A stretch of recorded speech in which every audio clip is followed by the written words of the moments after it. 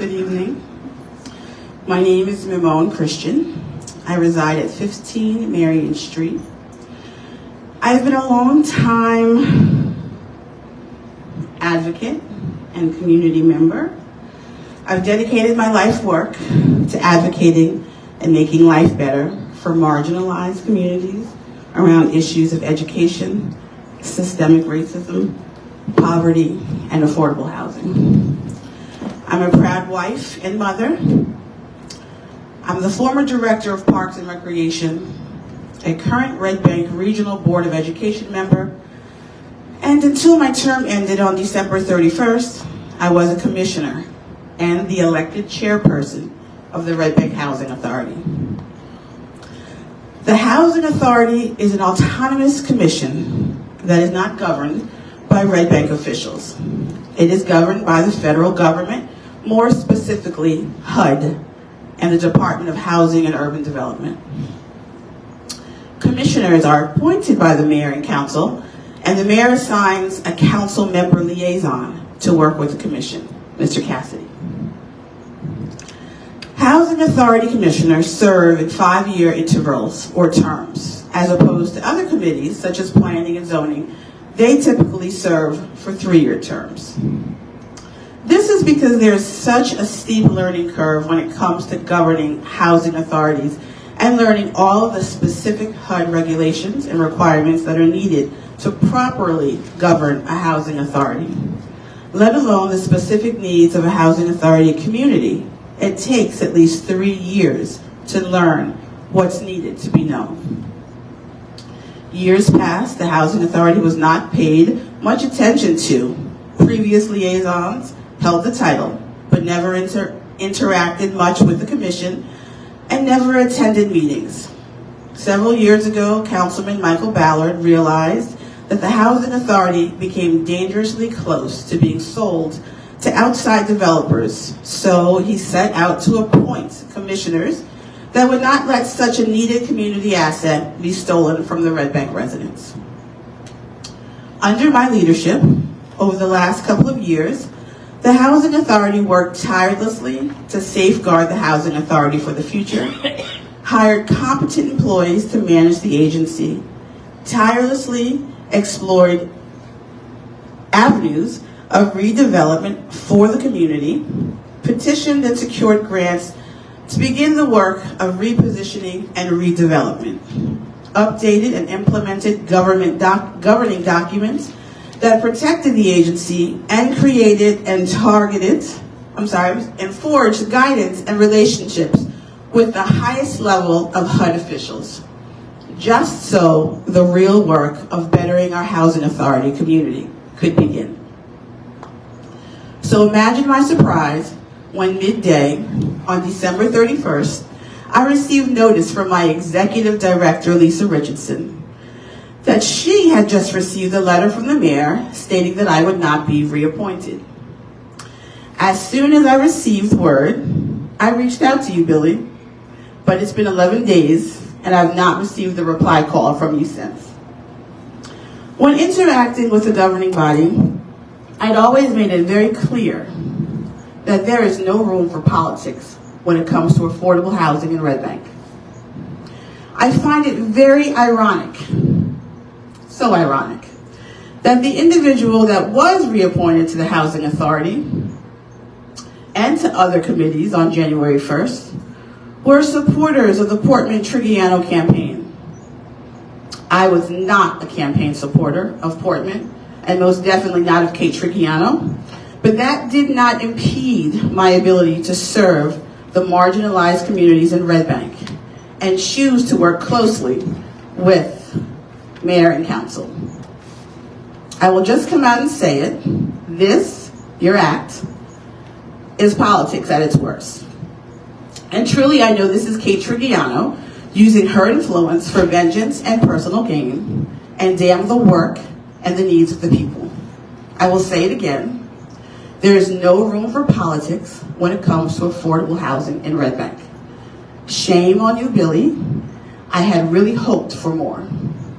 But what makes the situation even more egregious is that you and Kate went against the direct recommendation of the Executive Director of the Housing Authority, Lisa Richardson, and the recommendation of your fellow councilman and the housing liaison, David Cassidy. So you slow down progress and you impede growth for political vengeance. This is the same thing that you did to Miss Adrienne Bilal, because she did not support you, Kate. Not once, but twice. And Billy, again, I'll say I'd hope for better for you. But please remember this. You are the mayor. And Kate, when I think of this term, I think of you. Absolute power corrupts all the time. And currently there's a chief of police that's being investigated. And quite honestly, Kate, I don't know how it's not you. I say this. I have a lot to say when it comes to affordable housing. And quite honestly, this just frees me. I'll be back, and I have a lot to say. And to Councilwoman Janone and, I'm sorry, say your last name for me, I don't want to say it wrong, Bonatakis. I don't know you. I've never worked with either of you, and I have high hopes for you. And my request is for you all to begin leading from the front, because you are elected to safeguard the people, and absolute power corrupts absolutely. And as women leaders, I hope that you have the best interest of Red Bank in mind and not just political allegiance. That's all I have to say for now. Thank you very much. Thank you. Anyone else have public comments?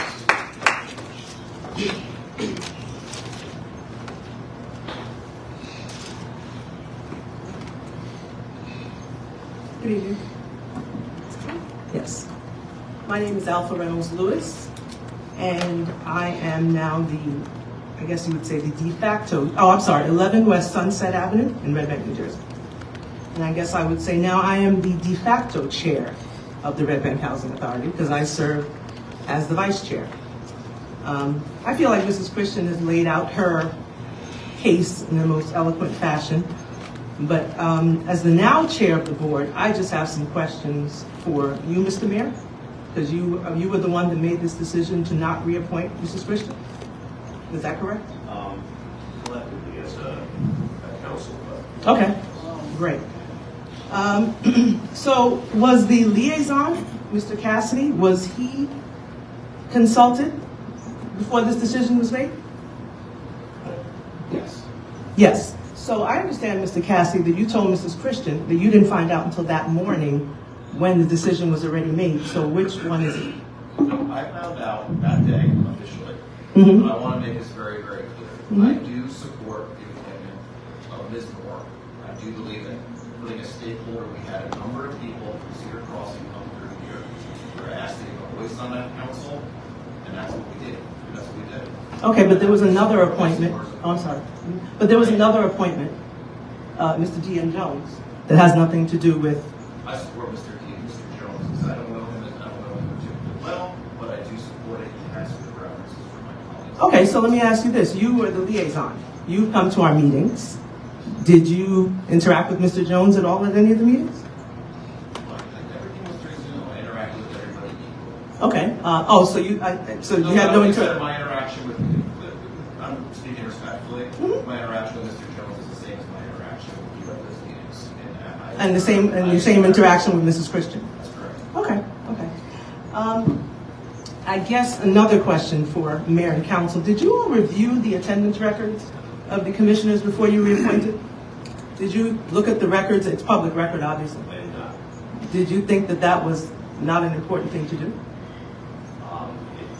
did not come up in my discussion, our discussions. Any of the other council members have anything to say about that? I think what I can share here is that the reappointment was not made. And I will tell you that there were actual real concerns that led to that reappointment not being made. I'm going to say I don't think it's appropriate to be talking about that right up here because I respect them all. And I don't really think that's proper. But to say that anybody up here would do something because it wouldn't help the town or do something because of a personal reason is not true.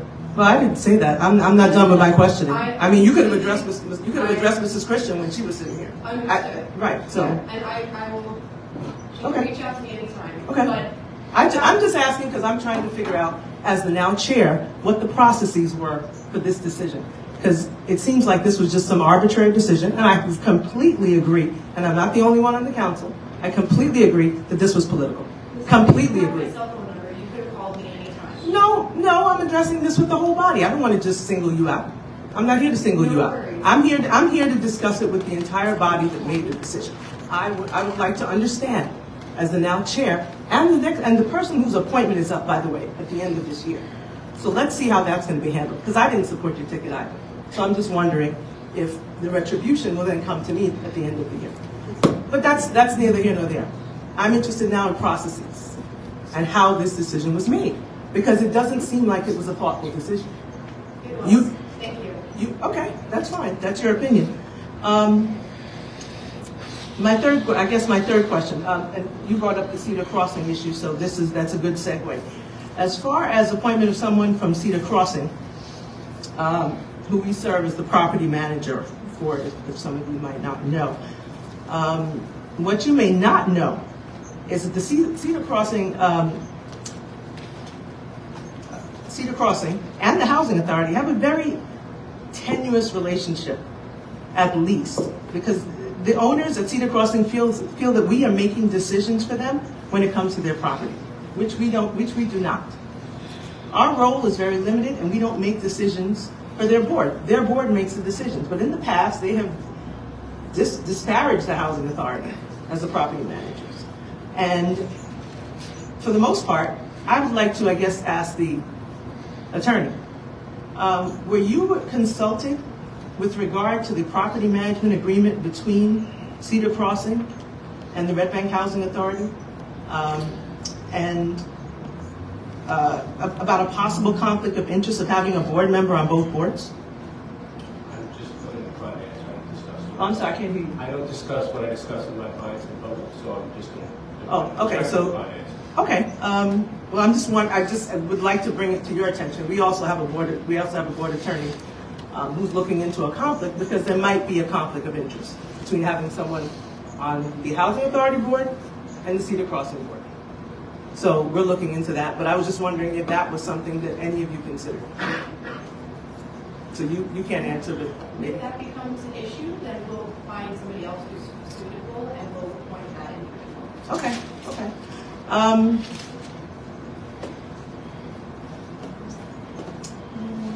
guess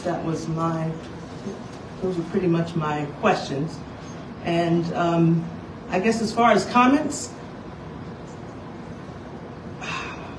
I know no one's going to admit it, obviously, but this, like I said, council members, the authority commissioners, we feel like this was political.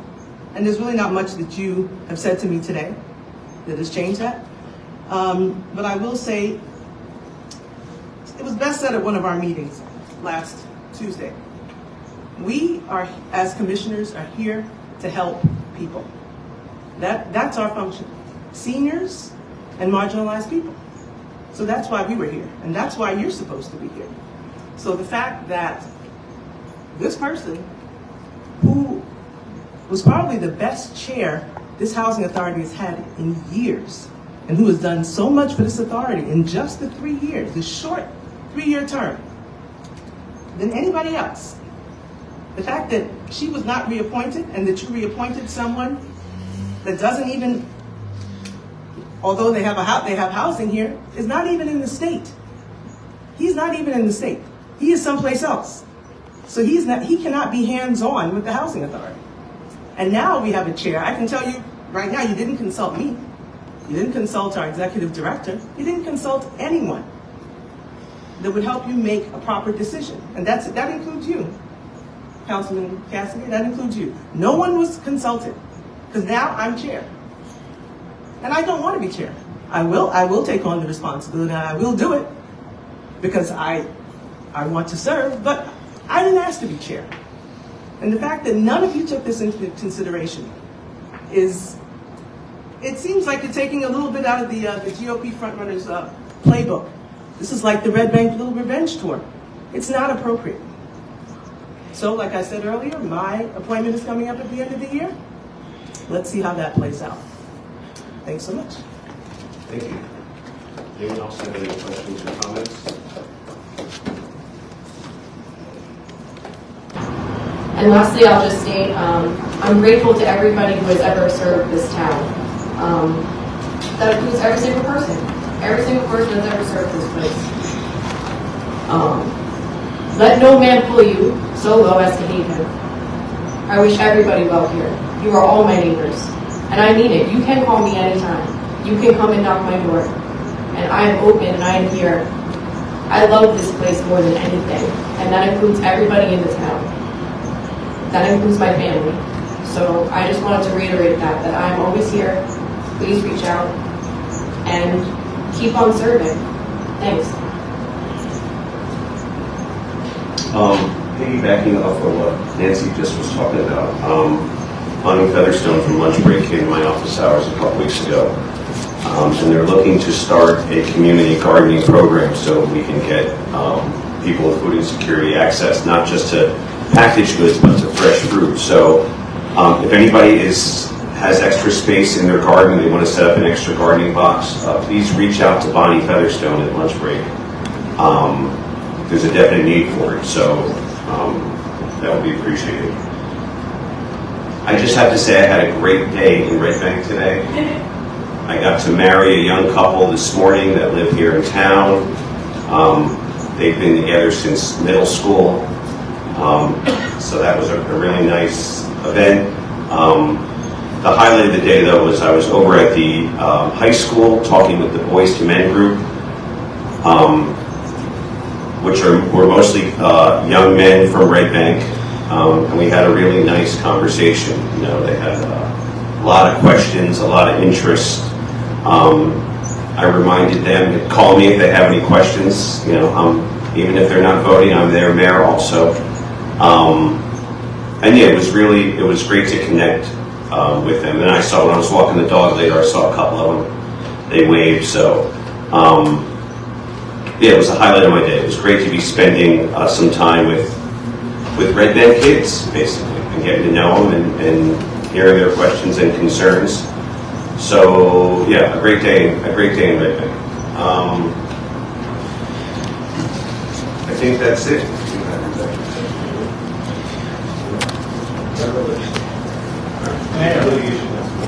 Oh yeah.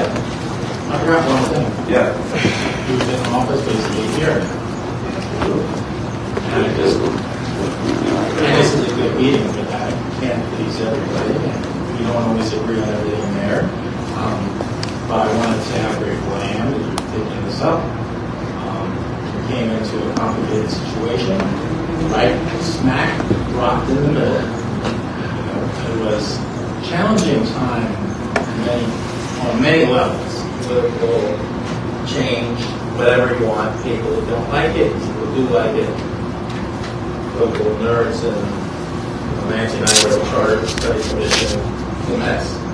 You came in the middle of it, became our mayor, and our all-in. And I do appreciate that your office is open to everybody. And I do appreciate that you reach out to us and get everybody here has to say. Can't please everybody, but I want to thank you for your service here. And I noticed it. I remember sitting down when you first arrived. Thank you very much. And it was a very pleasure to meet you at your door. I knocked on your door. I think it was a charter study. Yeah. And sorry, I started probably wrecking your life with that. No, it was Nancy's scorn at my door. She couldn't hide it that I only had a 110 volt charger for my electric car. I didn't have a fast one. She was like, 110. It's supposed to take you forever to charge. I think she went with an English accent. She might have. Anyway, thank you, Ben. Can I have a motion to adjourn? Have a second? Second. All in favor?